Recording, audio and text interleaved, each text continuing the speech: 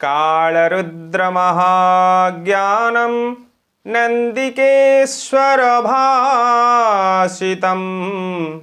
राशितमं प्रवक्ष्यामि मनुष्याणां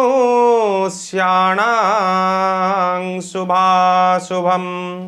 ओं नमः शिवाय। नमस्कार दर्शक बंधु, पुणी थे आपण मानंको स्वागत जनाऊँगी आमर ज्योतिष भित्तिक कार्यक्रम को। तेबे आसंतु भगवान शंकर महाज्ञानी महारुद्र संहारकर्ता मृत्युर देवता तांको स्मरण करी तांकर श्रीमुखरू जो वचन निश्रुत होइथिला नंदिकाल नामक पुस्तक रे लिपिबद्ध होइछि। सही पुस्तक को 12 गोटे राशि एवं 27 गोटे नक्षत्र रे जन्मग्रहण करिथिबा व्यक्ति विशेष मानकर गुण चरित्र स्वभाव लक्षण एवं सेमानकर अरिष्ट अपमृत्यु मृत्यु विषय नंदिकेश्वरंक प्रश्नर उत्तर भगवान शंकर जहाँ कहिचंती सही विषय आलोचना करिबा। आमर कार्यक्रम आपण मानकु केमिति लागुची ताहा निश्चित कमेंट बॉक्स रे लेखंतु एवं मतामत आपणकर जणांतु एवं शेयर करंतु लाइक करंतु एवं चैनल टी को सब्सक्राइब निश्चित करंतु। तेबे आसंतु दर्शक बंधु, आज उत्तराषाढ़ नक्षत्र धनुराशि 21/9 विषय आलोचना करिबा। एमाने होउचंदी गुरुक्षेत्री अर्थात धनुराशि गुरुंक क्षेत्र, से क्षेत्र रे एमानंकर जन्म, सेथिपा एमानंकु गुरुक्षेत्री कहा जाए। एमाने उत्तराषाढ़ नक्षत्र 3 पाद भोग करिथांती। एमाने होउछंती मनुष्यगण एवं वर्ण जदि विचार करिबा एमाने हेइथांती क्षेत्रीय वर्ण। एमानंकर कपाळर लक्षण जदि देखिबा स्थूल कपाळ हेइथाए, जहा सौभाग्यवान भाग्यवानर लक्षण विचार करा जाइथाए। एमाने होउछंती सदा शत्रुवादी अर्थात एमानंक सहित शत्रु सदा बेले लोक आचरण करिथांती, शत्रुता लागि रहिताए। तेबे भी एमाने धनुराशि व्यक्ति विशेष उत्तराषाढ़ नक्षत्र व्यक्ति विशेष माने शत्रुंक सहित यथा संभव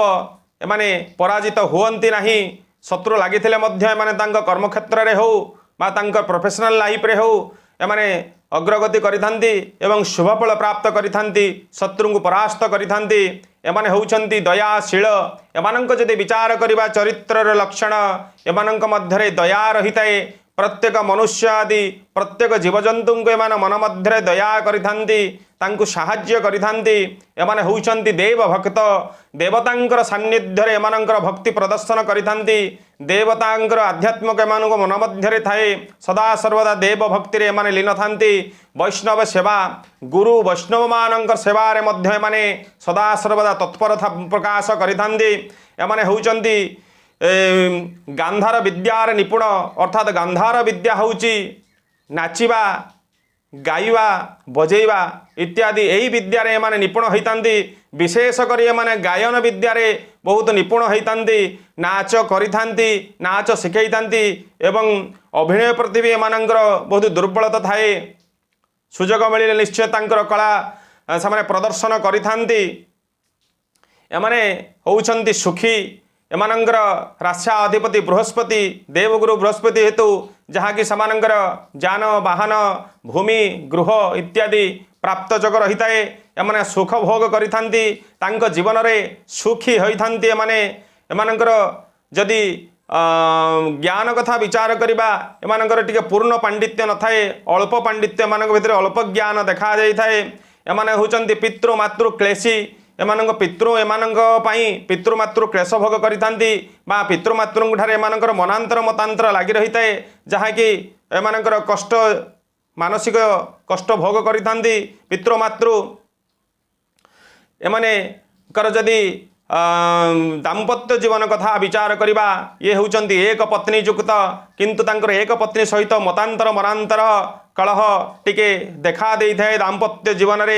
जहा कि से दुष्ट भाज्या भी तांकर होई पारंती जहा कि तांको कथारे न रही तांकर विरुद्धाचरण करुथिबो सेहि भलिया पत्नी एमानंकर भी जग रहुअछि। एमाने होउछंती यदि संतान कथा विचार करवा एमानंकर अल्प संतान जोग लखाए देखाई थाए। एमाने होउछंती यदि चक्षु संबंधी रोग एमानंकर समस्या देखा जाई थाए चक्षु देखा न जीवा बा चक्षुरे कौनसी आघात प्राप्त हवा ई प्रकार समस्या एमानंकर जोग रहुअछि। एमाने होउछंती बाल काल क्लेशी अर्थात एमानंकर बाल काल बा पिला बयसर विभिन्न प्रकार दुख कष्ट क्लेश भोग करिथांती। विशेष करी एमानंकर पछ बुद्धि होई थाए एमानंकर तत्क्षणात बुद्धि तांक मुंड को झुटी न थाए कौनसी कर्म कर सारा पर एमानंकर मन को बुद्धि आए कामटा आउ टे भल करते सेमती होता सेपटे करते होता ये चिंताधारा रहे प्रथम बुद्धि आसी न थाए जहाँकि पछ बुद्धि विचार कराए एमानंकर जदि देहर वर्ण विचार करवा श्यामल वर्ण एमानंकर वर्ण होता है एमाने चरित्र मिथ्यावादी भी टिके देखाई थाए जहाँकि जदि 100% मिथ्या भी जदि एमाने कही न थांती किंतु किछि कांशरे सामान्य सामान्य मिथ्या एमानंक द्वारा आचरण होता है।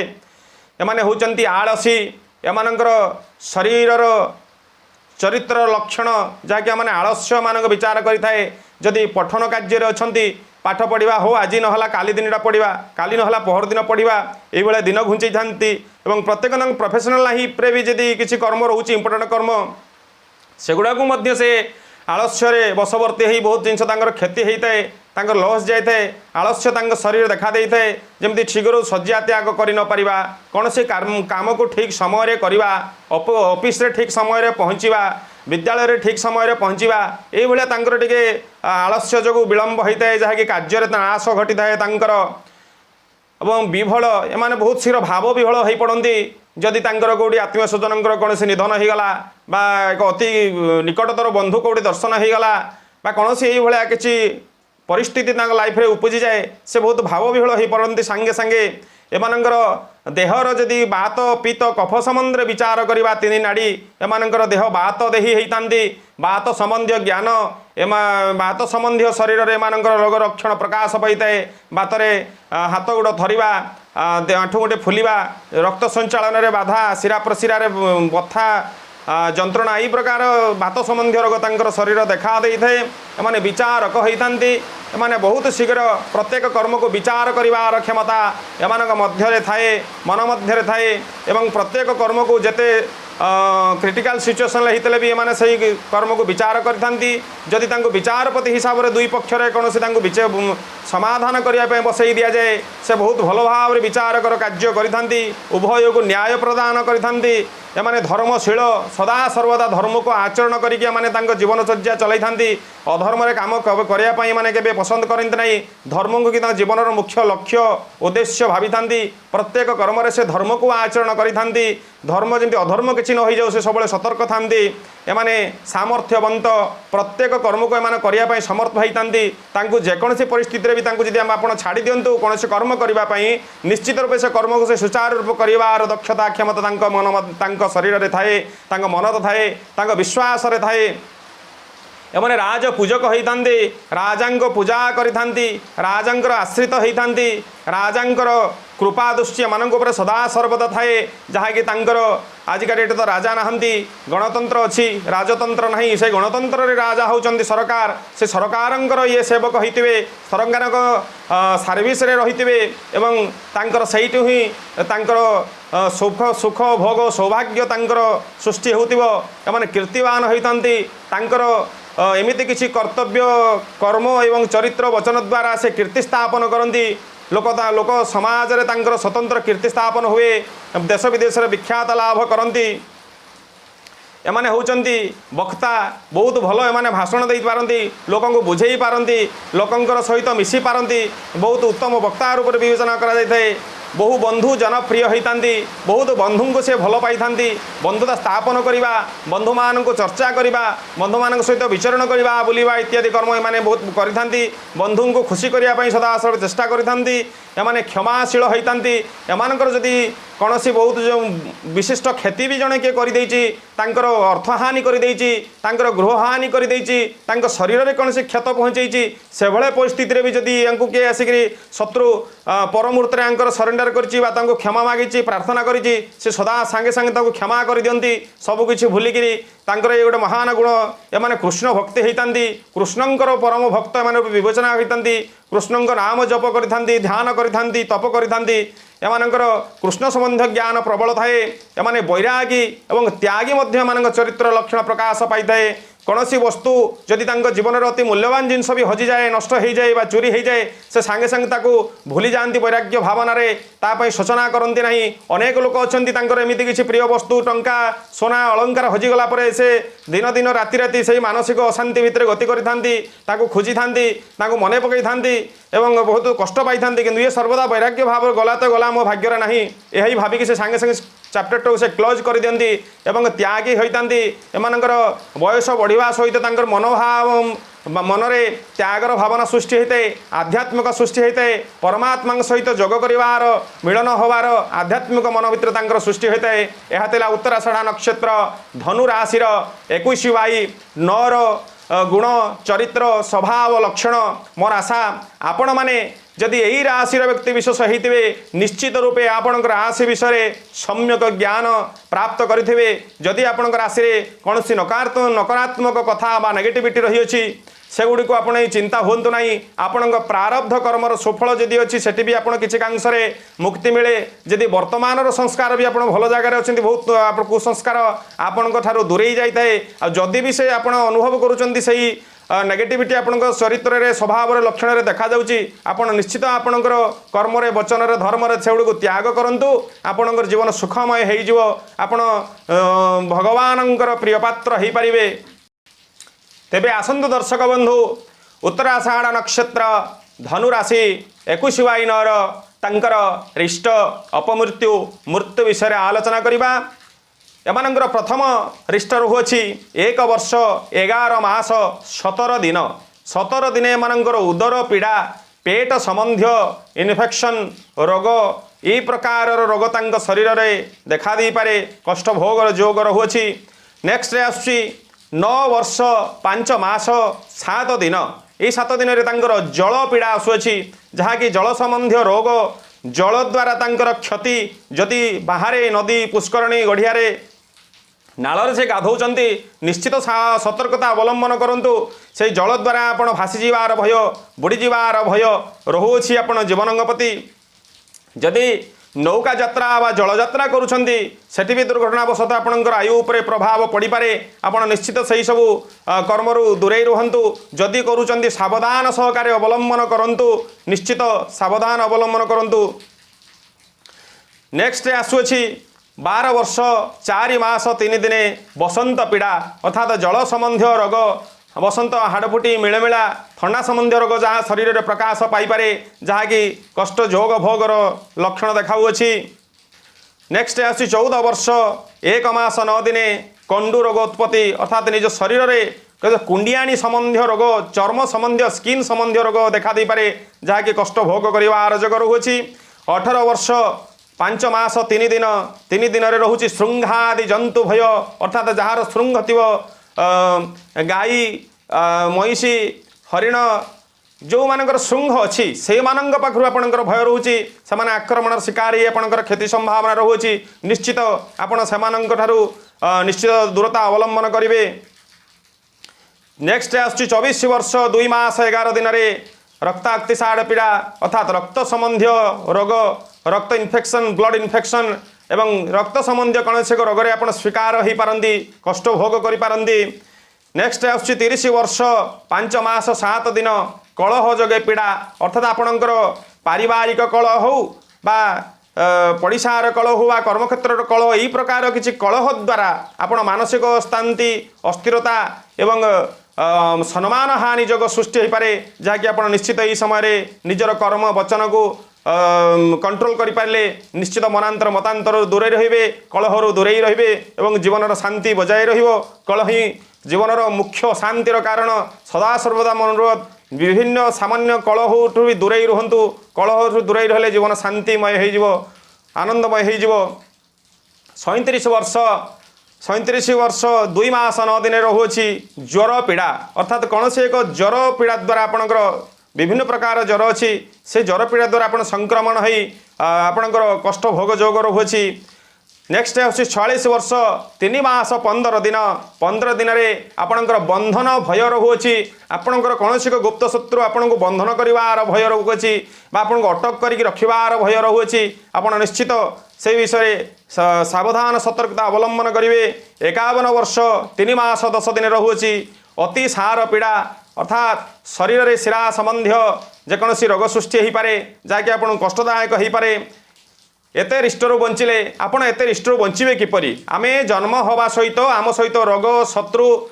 मृत्यु ये सब लागिकी रही अछि एमाने रहिबे निश्चित किंतु आमे एमिति तो लाइफ रे बहुत रोग रे शिकार होता आम भल भी हो जाता किंतु नंदिकाल रुद्र भगवान शंकर जो कहते ये गोटे कष्टदायक समस्या अति गुरुत्वपूर्ण विषय हो पारे जीवन में घटना दुर्घटना हो पारे से आपण केमी बंचे आपणकर प्रारब्ध कर्मर सुफल आपण सहित जदि अच्छी धर्मर फल आपण सहित अच्छी पितृमातृंकर आशीर्वाद आपण सहित अच्छी देव ब्राह्मण गुरुंकर आशीर्वाद आपण सहित जदि आशीर्वाद रोचे आपणकर ज्ञाति कुटुंब बंधु परिजन मानकर हितैषी मानकर शुभकामना सदिच्छा आपण सहित रोचे निश्चित आपण